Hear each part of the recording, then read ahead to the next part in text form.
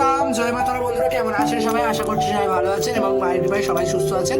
এই হচ্ছে জগন্নাথ মহাপ্রভুর স্নান যাত্রার আগের রাতের ক্লিপ, যখন মহাপ্রভু সেনাপট্ট লাগিয়ে করেছিলেন। এমন একটি বস্ত্র প্রভু ধারণ করেন যাতে শ্রীঅঙ্গের কোনো ক্ষতি না হয়। আর এই বড় হাড়িতে রয়েছিল জগন্নাথের জলের অধিবাস এবং ছোট ঘোড়ায় ছিল মায়ের। তো যাই হোক, এবার আপনারা দর্শন করুন প্রভুর স্নান যাত্রার দিন সকালে যে প্রভু টাহিয়া পরে আর সেনাপট্ট লাগিয়ে করে যে স্নান বিধির উদ্দেশ্যে যান, সে সময় বন্দা এবং আরতি হয়, সেগুলো দর্শন করুন। টাহিয়া হচ্ছে এই মাথায় যে ফুলের মুকুটটি পড়েছে, শ্রীরামপুরীতেও এমনিভাবে মুকুট পরানো হয়, যেটিকে টাহিয়া বলা হয় উড়িয়ায়। সেনাপট্ট লাগিয়ে করে টাহিয়া পরে এমনি ঝুলে ঝুলে প্রভু নিজের গন্তব্যের উদ্দেশ্যে অর্থাৎ স্নান বেদির উদ্দেশ্যে গমন করেন। খুব সুন্দরভাবে এই লীলা বলতে পারেন আপনারা প্রভু করে থাকেন প্রতি বছর। তো প্রতি বছরের ন্যায় এবছরও আমি গৃহে শ্রীরামপুরীর মতন করেই করার চেষ্টা করেছিলাম। যদি কোনো ভুল হয়ে থাকে নিজ গৃহ সন্তান মনে করে ক্ষমা করে দেবেন। যদি কিছু আপনাদের ভুল মনে হয় কমেন্টে অবশ্যই জানাবেন যে কি ভুল মনে হয়েছে আপনার। যাই হোক, এবার অনেক ক্লিপসই ছিল পুজোর, কিন্তু সব কটা ভিডিও দিলে অনেক বড় হয়ে যাচ্ছিল ভিডিওটা, তাই জন্য আর সব ক্লিপস ভিডিওতে দিইনি। যতটা দিয়েছি আপনারা দেখে বুঝতে পারবেন কিভাবে স্নান যাত্রা পালন করেছি। তো দর্শন করুন, প্রভু ঝুলে ঝুলে স্নান বেদির উদ্দেশ্যে যাচ্ছেন। খুব সুন্দর দর্শন করছেন আপনারা। আর যাই হোক, প্রভু নিজের দর্শন এত সুন্দরভাবে যে দেবেন বুঝতেই পারিনি, কারণ ভিডিও আমার হাতে না থাকলে আমি ভরসাই করি না যে এত সুন্দর ভিডিও হবে বলে। যে ভিডিও করে দিয়েছে তাকে অত্যন্ত ধন্যবাদ যে এত সুন্দর ভিডিও করে দিয়েছে, কারণ আগের বারে ভিডিও করার কেউ ছিল না। তাই আগের বারে আপনাদের অত কয়েকটা ছবি দিয়ে আমাকে ব্লগ দিতে হয়েছিল। হয়তো যারা ভিডিওটা দেখেছেন তারা জানেন যে কিভাবে আমি আগের বারে স্নান যাত্রার ভিডিওর ব্লগ দিয়েছিলাম।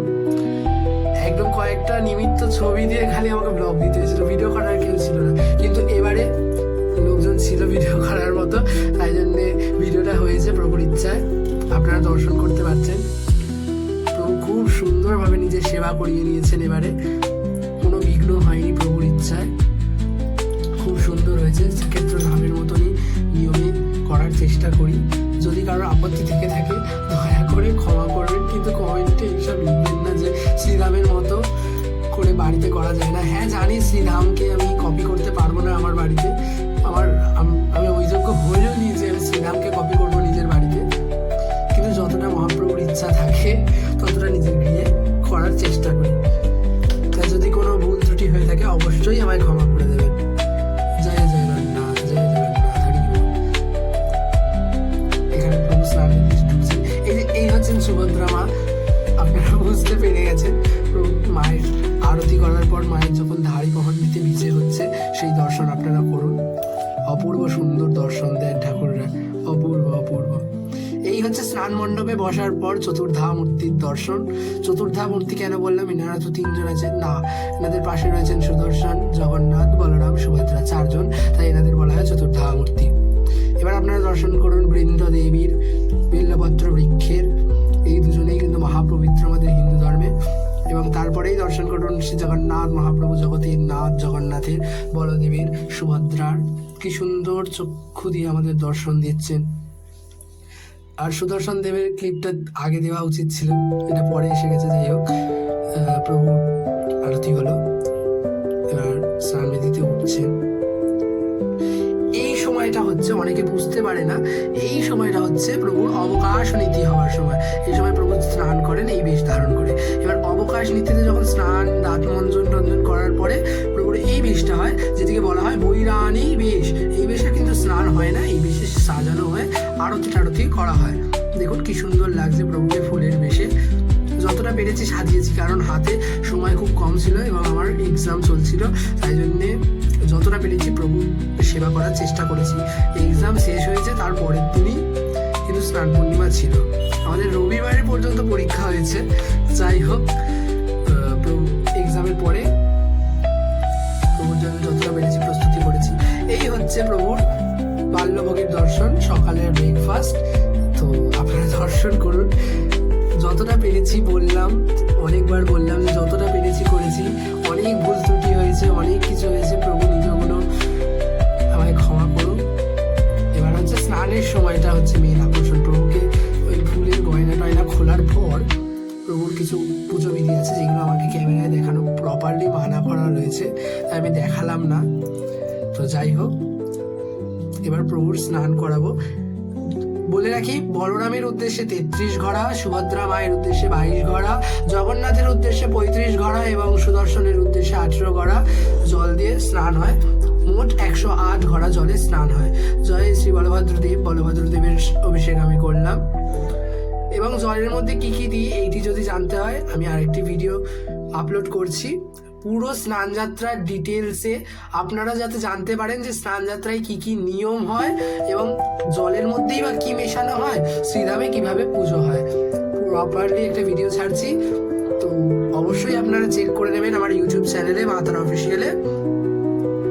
ভিডিওটি আসতে চলেছে এই ভিডিও আসার পর, মানে এই ভিডিওটা তো এখন এডিট করছি, এই ভিডিওটা আসার পরেই ওই ভিডিওটা চলে আসবে। এডিট হয়ে গেছে, খালি এটার পরে দেবা বাকি। যাই হোক, প্রভুর স্নান কমপ্লিট, মানে স্নানটা জাস্ট ওইটুকু ক্লিপ ছিল আমার কাছে, পুরো ক্লিপটা তুলতে গেলে অনেকটা অসুবিধা হয়। এবার স্নানের পরে না বনাক লাগিয়ে হয়। বনাক লাগিয়ে অর্থাৎ প্রভুকে রং করা হয়, নবভাবে রং করা হয়। রং করার পরে আবার এই বেশটা পড়ানো হয়, যেটাকে বলে পটনিবেশ। পটনিবেশ পড়ানোর পর একটি অপূর্ব নীতি হয়, সেটি হচ্ছে ছেঁড়া পহরা নীতি। ছেঁড়া পহরা নীতির মধ্যে হয় চন্দন ছেটানো হয়। গজরাজ মহারাজ, গজপতি মহারাজ আসেন এবং চন্দন নীতি করেন, মানে চন্দনের জল অনেক কিছু মিশ্রিত থাকে তাতে, সেগুলোকে ছেটান এবং দুর্বাক্ষত সমাযুক্ত, ওখানে তো আর দুর্বাক্ষত সমাযুক্ত হয় না, ওখানে সোনার ঝাঁটা হয়। আর যারা গৃহে করবে তারা দুর্বাক্ষত সমাযুক্ত করে, মানে দুর্বা আর অক্ষত একসাথে করে ওটি দিয়ে ঝাড় দেবে প্রভুর স্নান মণ্ডপ। এটি বিধি রয়েছে। তো এইভাবে আমরা ছেঁড়া পহরা নীতিটা করলাম। ছেঁড়া পহরা নীতির পর আরতি হবে প্রভুর। তো দেখুন আরতি হচ্ছে। প্রথমে বলরামের দেওয়ার কথা, কিন্তু আমি জগন্নাথকে দিলাম প্রথমেই, তারপরে বলরামকে দিলাম, তারপরে সুভদ্রা মাতাকে দিলাম। এবার একসাথে ঘোরাতে হবে। এবার আবার করতে হবে যখন, তখন আমরা প্রথমে বলরামকে দেবো, তারপর জগন্নাথকে, তারপর মাতা সুভদ্রাকে, এবং তারপর একবারে ঘুরিয়ে দেবো। দেখুন, দর্শন করুন, খুব সুন্দরভাবে প্রভুর নীতিগুলো হয়েছে। এবার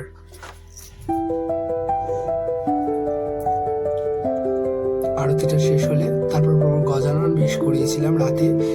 এই হয়েছে প্রভু গজানন বেশ, এবং এটা হচ্ছে সন্ধ্যাকালীন ভোগ। আর দুপুরের ভোগ আর রাতের ভোগের ছবিই তোলা হয়নি। যাই হোক, যতটা পেরেছি আগের বাড়ি দিয়ে ভালো করেছি। প্রভুর গজানন বেশটা কেমন হয়েছে আমার নিজের হাতে তৈরি করা, অবশ্যই জানাবেন।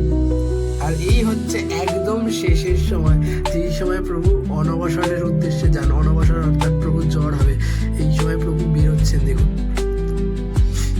যাচ্ছেন জ্বরের উদ্দেশ্যে। অনবসরে প্রভু একদম দর্শন দেন না ভক্তদের, আলাদা হয়ে থাকেন। এই যে প্রভু টাহিয়া বাঁধা হয়ে গেছে, অলরেডি বলরামদেব চলে গেছেন। এবার জগন্নাথের ক্লিপটা দিলাম, দর্শন করুন। প্রভু যাচ্ছেন সুন্দর পহণ্ডি বিজয়ের মাধ্যমে, প্রভু নিজের গৃহে যাচ্ছেন, অনবসর গৃহে। যাই হোক, প্রভুর সামনে পট্টি ধ্যান হয়। পট্টি ধ্যান অর্থাৎ এক ধরনের পটচিত্র, যেটি আমি স্ক্রিনে একদমই দেব না, কারণ এই অনবসরের সময় পট্টি ধ্যান দিয়েই দর্শন হয়। তো ওটি আমি শর্টসের মাধ্যমে আপনাদের দেখিয়ে দেবো, কিন্তু এই লং ভিডিওতে আমি দেবো না। এটি একটা বিশেষ কারণ আছে, বললে কন্ট্রোভার্সি হতে পারে, তাই আমি বলছি না। যাই হোক, আপনারা কিছু মনে করবেন না, শর্টসে গিয়ে আপনারা অবশ্যই দেখে নিতে পারেন যে পট্টি ধ্যানটা কি। প্রভুর পটচিত্র করা হয়, ওই পটচিত্র সামনে লাগানো হয়, কিন্তু প্রভু দর্শন দেন না। দারু বিগ্রহের দর্শন হয় না। দারু বিগ্রহ অর্থাৎ যে কাঠের নির্মিত বিগ্রহ, সেটির কিন্তু দর্শন হয় না। আপনারা দেখুন, প্রভু কিন্তু পহণ্ডি বিজয়ের মাধ্যমে আসছেন। তো আর ভিডিওটা বেশিক্ষণ নেই, আর একটুখানি দেখুন বলরাম দেবের ওই পহণ্ডি নামার সময়টা, ওইটুকু ভিডিও ক্লিপসটা তুলেছি, আর কিন্তু নেই। যাই হোক, যদি কোনো ভুল ত্রুটি হয়ে থাকে নিজ গৃহ সন্তান মনে করে ক্ষমা করে দেবেন। আজকের জন্য এতটাই রাখলাম, আর এর বেশি বাড়ালে অনেকটাই লং হয়ে যেত ভিডিওটা, তাই আর ওর বেশি করলাম না। আর যে নতুন ভিডিওটা আসছে স্নানযাত্রা উপলক্ষে, স্নানে কী কী বিধি হয় শ্রীধাম পুরীতে, সেই হিসাবে। জয় জগন্নাথ।